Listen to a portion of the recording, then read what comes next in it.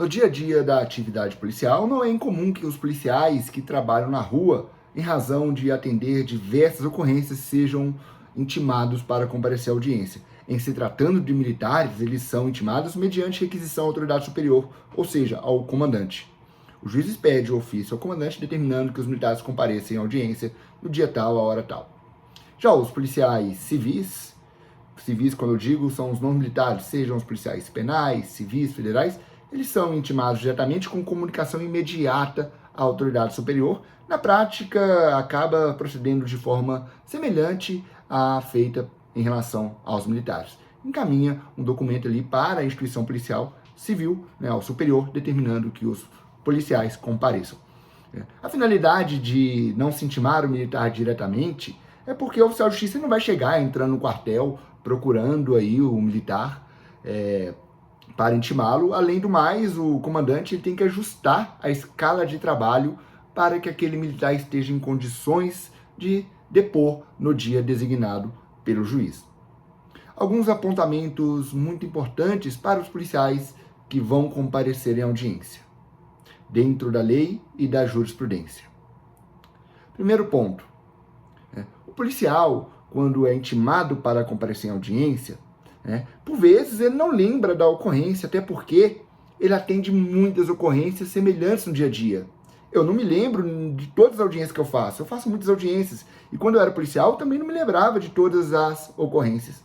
Inclusive já aconteceu de eu comparecer em juízo e falar, excelência, eu não me recordo, mesmo tendo, inclusive, lido o boletim de ocorrência. São muitas ocorrências no dia a dia. E é da natureza do ser humano que quanto mais o tempo passa, mais você esquece, a não ser fatos marcantes na sua vida ou que tem alguma peculiaridade. Então, primeiro ponto, tente se preparar para a audiência. Você foi intimado, você vai ter ali na intimação certamente o número do processo ou o nome do réu. Se não tiver o nome do réu, você vai pelo número do processo, entra no site do Tribunal de Justiça e digita o número do processo. Você vai saber de qual processo se trata e lá certamente vai ter o nome do réu. Você vai pegar o nome do réu, vai no sistema de registro de boletim de ocorrência, por exemplo, em Minas Gerais, é o Registro de Evento de Defesa Social, sistema REDS, e vai colocar o nome e vai pesquisar o boletim de ocorrência daquela pessoa. E você vai ver a que fato se refere, você vai ler o boletim de ocorrência e vai tentar lembrar daquela ocorrência. A partir desse momento, você já vai se encontrar mais preparado para a audiência. Não tem nada de errado você estudar, você ler o boletim de ocorrência que você fez antes de ir para a audiência. Até porque, como eu disse, são muitas ocorrências no dia a dia. E você, lendo o boletim de ocorrência, você vai prestar informações mais fidedignas, informações que vão fazer você realmente lembrar daquela ocorrência. E sem riscos, inclusive, de confundir com uma outra ocorrência. E além do mais, o Código de Processo Penal, no artigo 204, parágrafo único, autoriza que as testemunhas façam consultas a breves apontamentos. Então, se em uma ocorrência tiver informações relevantes, e você olha, eu tenho que falar isso na audiência, informação relevante, mas se você tiver receio de não lembrar, anote um breve apontamento, pode até levar o boletim de ocorrência e fazer breves consultas. Você não pode ler o boletim de ocorrência em audiência e confirmar, porque isso não é depoimento. Porque o depoimento, como já decidiu o STJ, ele tem que passar por um filtro de credibilidade.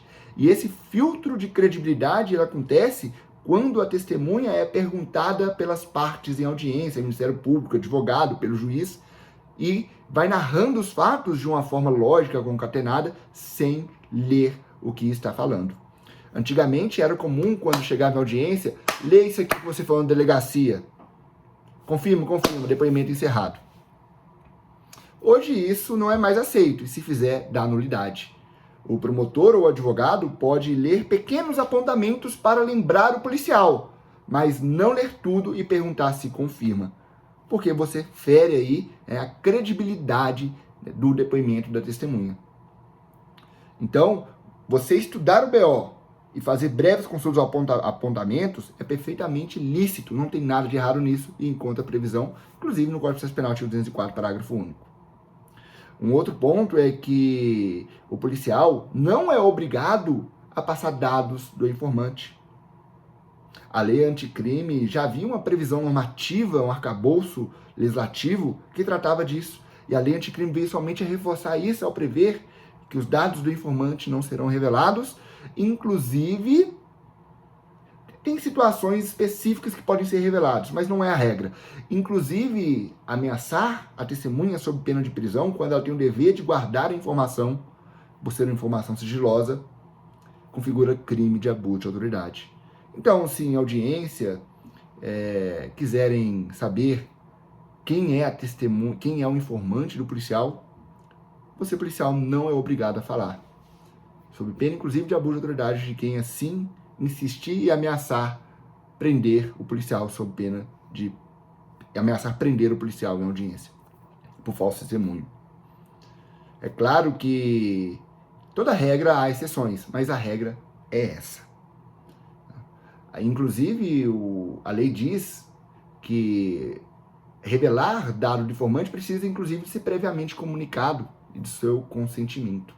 O que nós sabemos que, na prática, é muito pouco provável que isso aconteça. Então, a regra é não haver revelação de dados do informante. É claro que há situações, além dessas, como, por exemplo, às vezes o informante é uma pessoa que está envolvido com um crime, né? Às vezes o informante ali tem algum envolvimento com algum fato, tem alguma característica que precisa ser revelado, mas não é a regra, tá? Então, não é preciso responder aí quem é o informante do policial em audiência. Tá? Deixo claro que a lei de abuso de autoridade ela se aplica para servidores públicos e o advogado particular ele não pratica o crime de abuso de autoridade. Já se for o defensor público, aí poderá praticar. Né? Vejam só essa distinção, né? Outro ponto, né? Em audiência é normal e não tem como aí evitar isso, que durante as perguntas ali haja alguma pressão, né, alguma forma mais incisiva de perguntar para as testemunhas policiais, que já estão naturalmente submetidas a um ambiente de pressão em razão do próprio trabalho, das características do trabalho. Então, às vezes, o Ministério Público, a defesa, pode fazer várias perguntas ali e o policial se sentir pressionado com aquelas perguntas. Isso faz parte. Isso faz parte das audiências, né? E quando o policial é firme nas suas respostas, nesse ambiente, às vezes, de perguntas mais contundentes e firmes que levam o policial a se sentir pressionado, isso dá mais credibilidade ainda ao depoimento do policial. E um outro ponto é que o Código de Processo Penal, no artigo 212, ele diz que as perguntas que forem repetidas não serão admitidas pelo juiz. Então, se fizerem perguntas repetidas para o policial, ele basta responder que já foi respondido. Basta dizer, eu já respondi, e na dúvida consulte ao juiz se é necessário responder novamente. O juiz ele tem que ser firme, olha, essa pergunta já foi respondida, não há necessidade de respondê-la novamente. Que por vezes querem transformar o policial em audiência em réu. Ele chega como testemunha e sente-se de uma forma acuado por algum dos participantes na audiência, que ele sai, ele fica, eu estou aqui como testemunha ou como réu. Nesses casos, o policial ele pode querer perguntar ao juiz se aquelas perguntas ali, elas são obrigadas a serem respondidas, qual o rumo que está tomando a audiência, porque ele está ali na condição de testemunha. A testemunha é obrigada a falar a verdade, mas a partir do momento em que querem transferir a responsabilidade dos fatos e colocar a testemunha policial como investigado, a partir desse momento, tem também todos os direitos de qualquer investigado e de qualquer réu. Ou seja, tem direito ao silêncio e de não responder aquelas perguntas que possam vir a incriminá-lo. O que não pode acontecer é utilizar-se de um direito constitucional para desviá-lo e uma testemunha qualquer, querendo valer-se de seu direito a não autoincriminação, imputar fatos criminosos a terceiros. Isso não. Isso não é permitido, inclusive caracteriza crime, seja de calúnia, denunciação caluniosa. Então, o depoimento dado por quem está tomando a condição de investigado autoriza a ficar em silêncio e não responder às perguntas, mas não autoriza a imputar fato criminoso a terceiros. Então, nessas situações, o policial ele tem que estar preparado, porque não é incomum que queiram criminalizar o policial em audiência. Eu já vi muito isso, de querer transferir a responsabilidade dos fatos ao policial. Então, todo cuidado é necessário nessas situações. Beleza? E vamos caminhando, né, para fechar esse vídeo.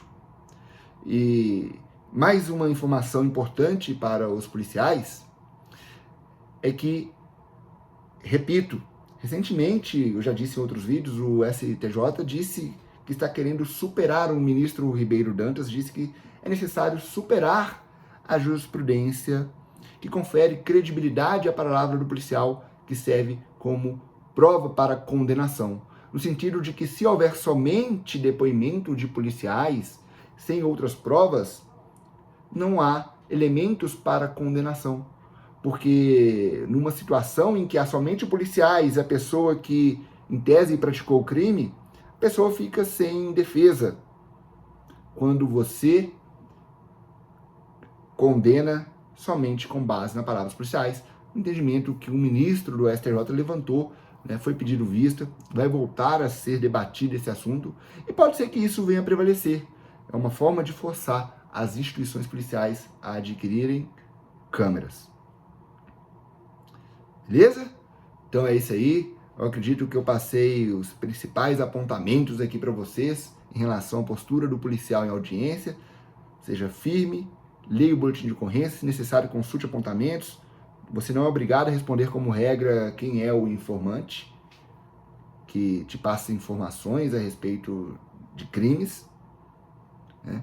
E você tem o direito de ser respeitado em audiência e não aceitar que queiram te criminalizar em audiência. Nesses casos, não é obrigado a responder aquelas perguntas que possam vir a virar o jogo em desfavor do policial que está ali enquanto testemunha.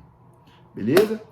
Valeu, pessoal! Se você gostou desse vídeo, eu peço que curta, encaminhe e me siga nas redes sociais. Um grande abraço e até a próxima.